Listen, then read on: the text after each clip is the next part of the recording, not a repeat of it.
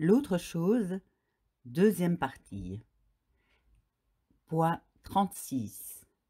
Quelle est donc exactement cette autre chose auquel nous aspirons fébrilement et qui nous rend anxieux tant que nous ne la possédons pas? J'ai posé la question aux lecteurs dans mon blog.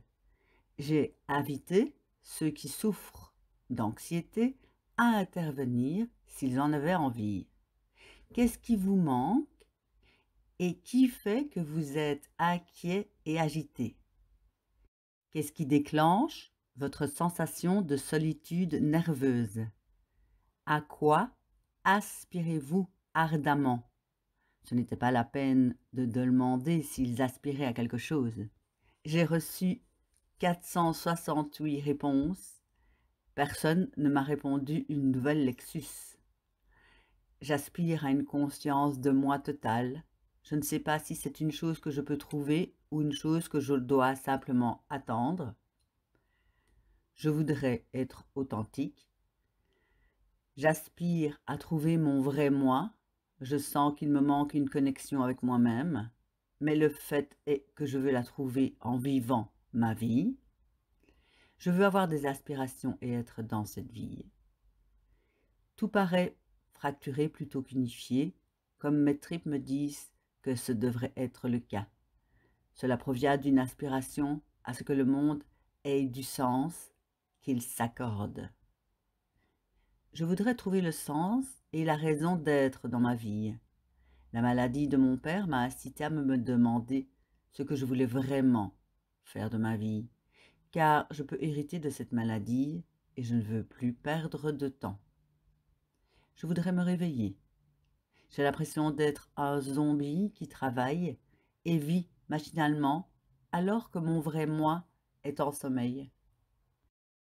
Je veux connaître mon vrai moi, même si je n'ai aucune idée de ce que ce vrai moi peut être. Connaître la connexion à une force plus grande, savoir que l'univers me soutient. Je brûle tous les jours de savoir que tout ce que je fais a du sens. En lisant les réponses, j'ai remarqué que la plupart des personnes avaient l'air de suggérer la même chose, cruellement paradoxale. Nous aspirons à une chose, même sans savoir à quoi elle ressemble, ni même si elle existe. Point 37. Les Allemands ont un mot pour cela. Sehnsucht. Désir intense pour quelque chose de lointain et d'indéfinissable. Moi, j'aspire à m'asseoir confortablement avec moi-même sur ce petit banc au soleil. J'aspire à comprendre ce qu'est cette cabriole qu'on appelle la vie et à savoir que je fais partie d'un projet plus vaste, que tout a un sens.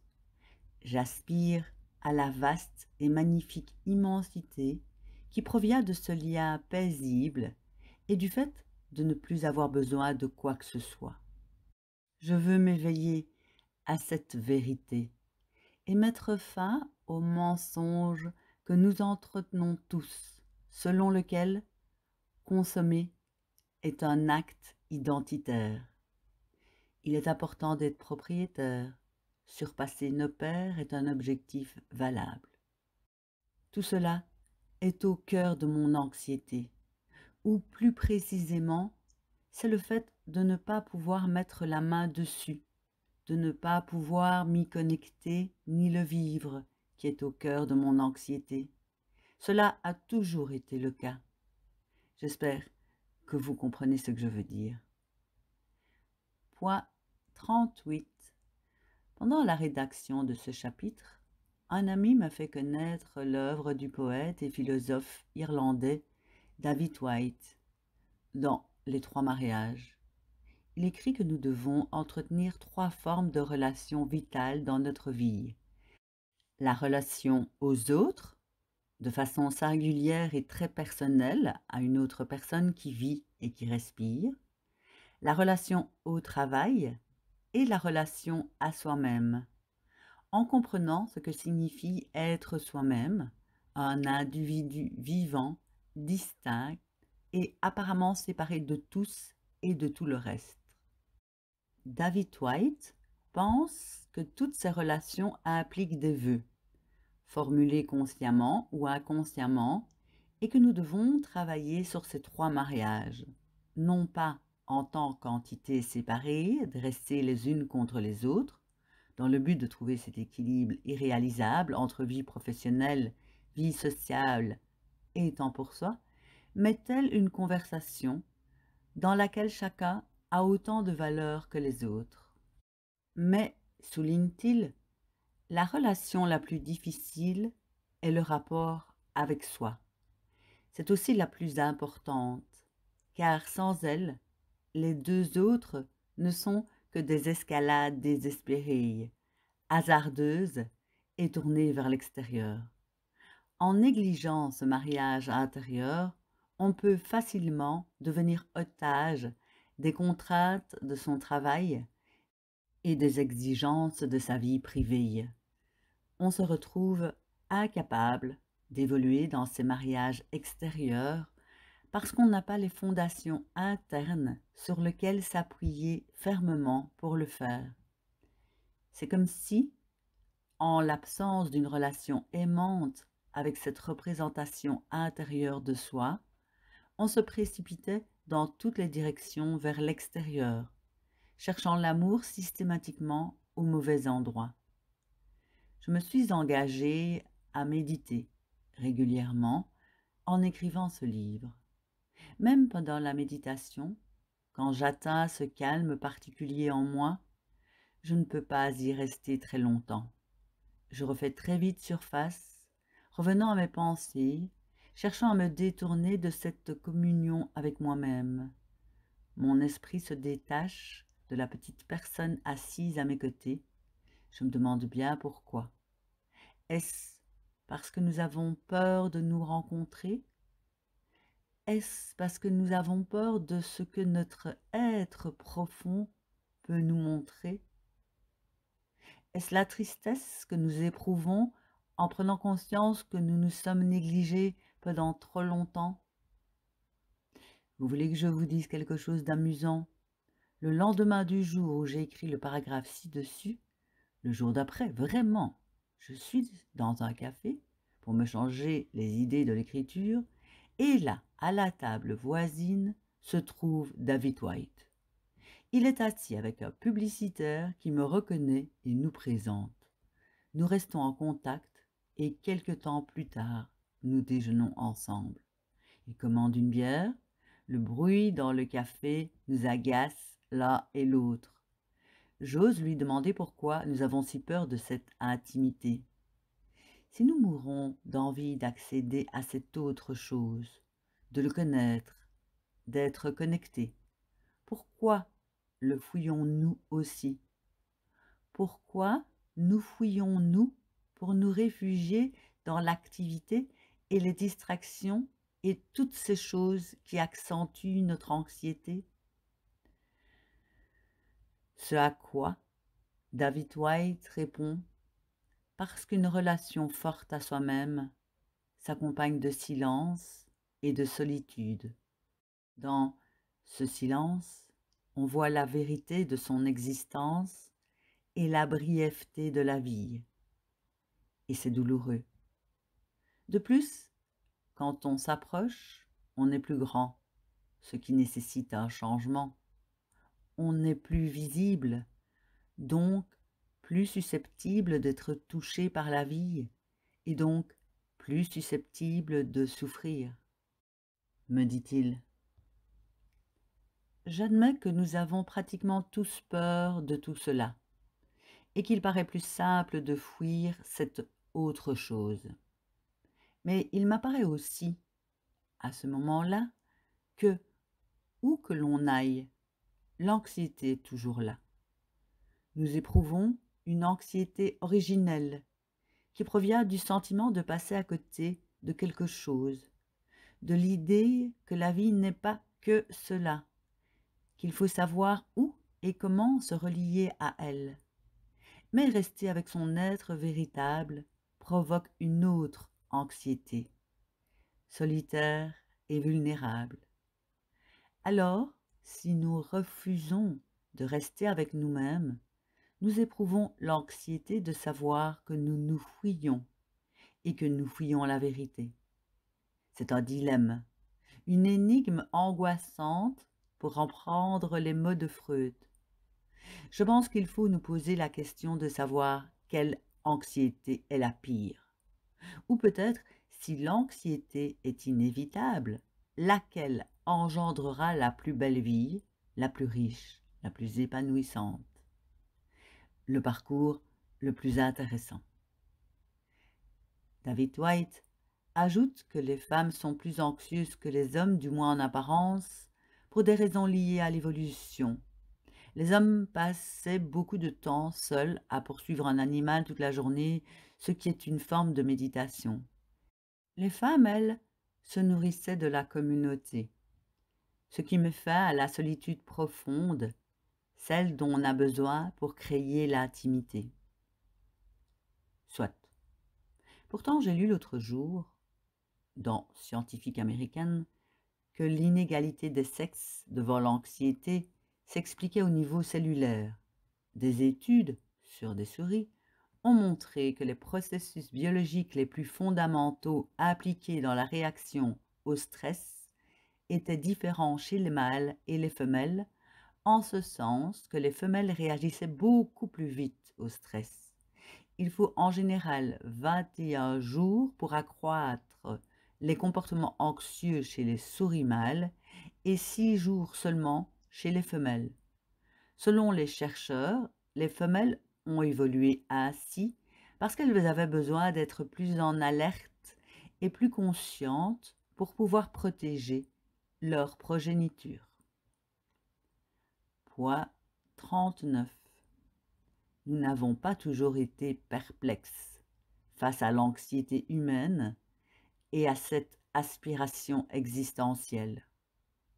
Dans le Protagora de Platon, les jumeaux, Prométhée et Épiméthée, sont chargés de la mission plutôt vaste de la création.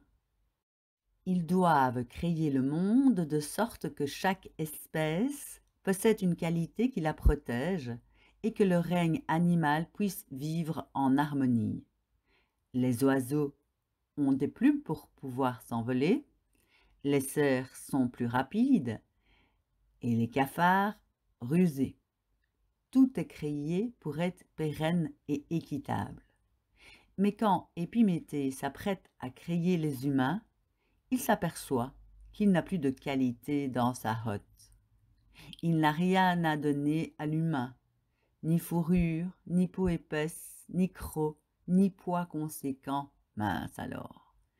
Il se tourne vers son frère Prométhée, le plus intelligent des deux, qui propose une solution au pied levé. Les humains survivront en étant les inventeurs de leur propre nature. Ils devront improviser, inventer leur fourrure et fabriquer des engins pour se déplacer plus vite. Et ils devront rester sur le qui-vive. Voyez-vous, le fait d'être incomplet et fébrilement conscient qu'il nous manque quelque chose nous pousse à chercher sans cesse les moyens d'aller de l'avant, en créant des substituts à la fourrure et des engins. Et donc, la sécurité. Plus tard, les théologiens nous ont bassinés avec l'angoisse nécessaire de la quête spirituelle. Ils appelaient cela le mécontentement divin, une faim du cœur, un élan vers l'expansion, vers la croissance et vers ce qui compte, la chose originelle, la soif, l'autre chose. Citons l'épicurien Lucrèce. C'est ce mécontentement qui a constamment poussé la vie vers l'avant et vers les océans. Citons aussi saint Augustin. Notre cœur est agité jusqu'à ce qu'il se repose en toi. Par toi, j'imagine qu'il voulait désigner, qui sait, cette entité assise à nos côtés sous un banc à l'intérieur de notre cœur. En 1937, Carl Jung a écrit « Une psychonévrose doit être comprise, en définitive, comme la souffrance d'une âme qui n'a pas découvert son propre sens. » Il a observé chez des patients particulièrement résistants au traitement habituel une profonde angoisse à l'idée que rien ne soit à sa juste place. Ces patients, par contre, ont trouvé une stabilité dans la spiritualité. Sous une forme ou sous une autre, ils se sont retrouvés, ont pu s'accepter et par suite se sont réconciliés avec les circonstances et les événements défavorables. C'est pratiquement ce qu'on exprimait quand on disait « il a fait la paix avec Dieu ». Pour Jung, l'objectif est l'acceptation plutôt qu'un traitement. La libération et l'énergie engendrée par l'acceptation permettent à l'individu de puiser dans le sens qui s'accélère. A écrit Jung. Le sens qui s'accélère, cela chante à mes oreilles comme une explication de l'anxiété. Le chroniqueur politique conservateur du New York Times, David Brooks, habituez-vous à son nom, je me réfère souvent à ses commentaires pertinents, a disséqué la passion singulière de Lady Gaga. Et habituez-vous à ce que je me réfère à la passion et à la créativité, je crois qu'elles font partie du tableau de l'anxiété. David Brooks suppose que les gens passionnés se sentent particulièrement et fondamentalement obligés de compléter ce qu'ils sont. Ce passage de l'un de ses articles m'a interpellé. Nous sommes les seuls animaux qui, par nature, ne sont pas finis. Nous devons nous conduire à nous-mêmes, à l'accomplissement, à l'intégration et à la cohérence. Une robe enviante est une expression de cette exploration, à l'instar de notre anxiété, je suppose. Point 40. Bien avant de lire Lucrèce, j'ai créé une bande dessinée au sujet d'une amibe. Je devais avoir à peu près 14 ans. Cet être unicellulaire singulier s'ennuyait et décidait un jour de sortir de la soupe de détritus préhistoriques et de ramper vers la terre ferme. Qu'est-ce qui a pris à cette courageuse petite amibe de quitter une existence confortable dans les eaux marécageuses pour la rudesse du grand air? Ai-je écrit sous le dessin d'une chose informe qui reniflait le nez en l'air. Un ardent désir. J'avais appris à l'école que la queue des premiers êtres, qui ressemblaient à des têtards, avait évolué jusqu'à former la colonne vertébrale des humains, et que le bulbe olfactif à son extrémité était devenu le cerveau, ce qui explique que l'odorat soit un sens aussi direct et aussi primitif, et aussi lié à l'anxiété. L'aire cérébrale qui est activée quand on est anxieux est située juste à côté du bulbe olfactif.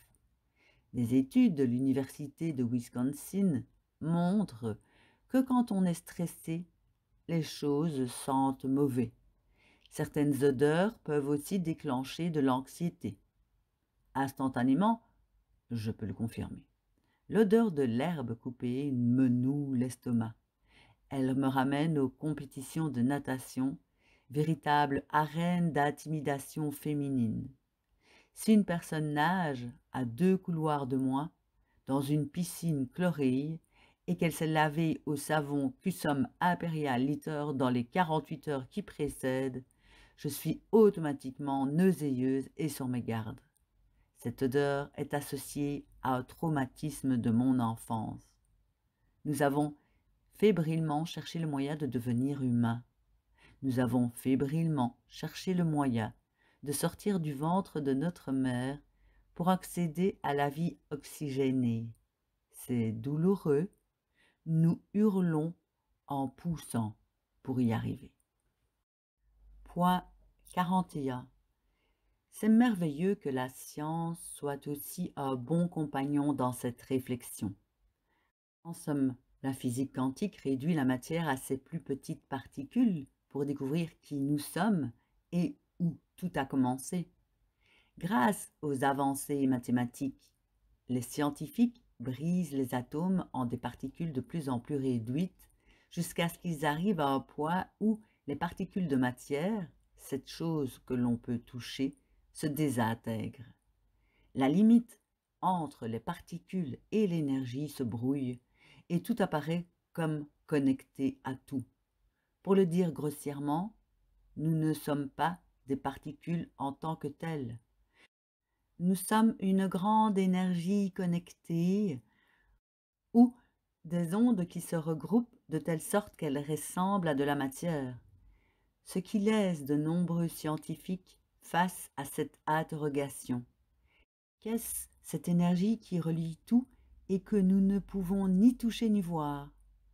Et pourquoi a-t-elle été créée? Par qui? Par quoi? L'ardent désir d'une autre chose, la source originelle de notre anxiété demeure.